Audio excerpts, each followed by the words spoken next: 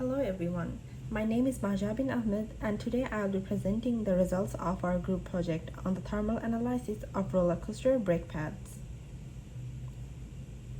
Our group worked together to explore how brake pads on roller coasters convert kinetic energy into thermal energy. This heating is unavoidable, but if temperatures rise too high, the brake pads can wear out, crack, or lose performance. The statistical part of our project focused on testing whether the average temperature rise in our theoretical braking system stays below the accepted safety limit of 600 to 700 degrees Fahrenheit. In engineering, braking systems work by creating friction, and that friction quickly raises the brake pad temperature. Cooling depends on the pad material, airflow, and the design of the coaster. Roller coasters often use fin brakes, and engineers use infrared imaging to measure how hot the pads get during real braking. Safety standards state that temperatures below 600 to 700 degrees Fahrenheit help prevent structural failure. This is why thermal behavior is an important engineering concern and why statistical analysis is so helpful. Statistical approach.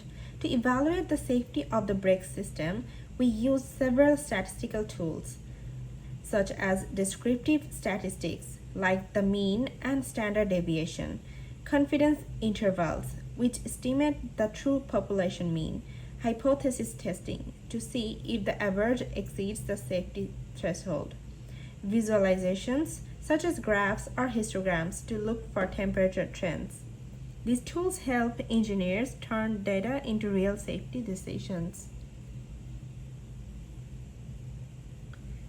Theoretical data testing. Based on real-world research, we created a theoretical dataset representing brake pad temperature rise. From our 30 temperature measurements, we calculated N equals to 30, mean temperature rise equals to 549.53 degrees Fahrenheit, standard deviation is 19.65 degrees Fahrenheit. The average looks below the safety limit, but we needed a hypothesis test to confirm it. Hypothesis testing. Our goal was to test whether the true mean temperature stays below the 600 degrees Fahrenheit.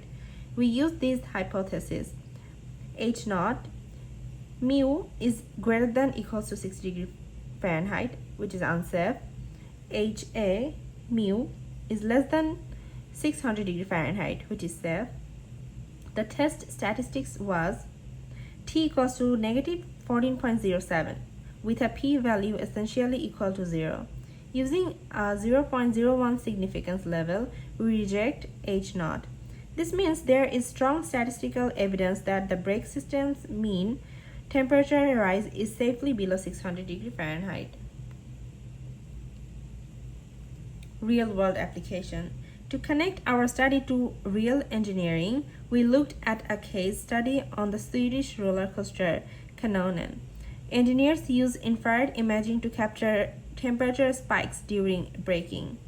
This shows that the methods we used in our theoretical analysis, collecting data, analyzing thermal behavior, and using statistical testing, are the same methods engineers rely on in real roller coaster safety evaluations. Broader engineering applications. Thermal brake analysis is important in many areas of engineering, not just roller coasters. For example, automotive braking, train and subway systems, aircraft landing gear, industrial machinery, etc. These systems all depend on statistical analysis to evaluate thermal safety and prevent brake failure. To conclude, understanding brake pad temperature is essential for maintaining safety. Statistics allows engineers to analyze thermal behavior and make data-driven decisions. Our dataset showed an average temperature rise of 549.53 degrees Fahrenheit. Hypothesis testing confirmed that the system remains within the safe temperature limits. This kind of thermal and statistical evaluation is commonly used in mechanical and transportation engineering. These are the references we use, including studies on brake pad performance and real-world thermal analysis of braking systems. Thank you so much.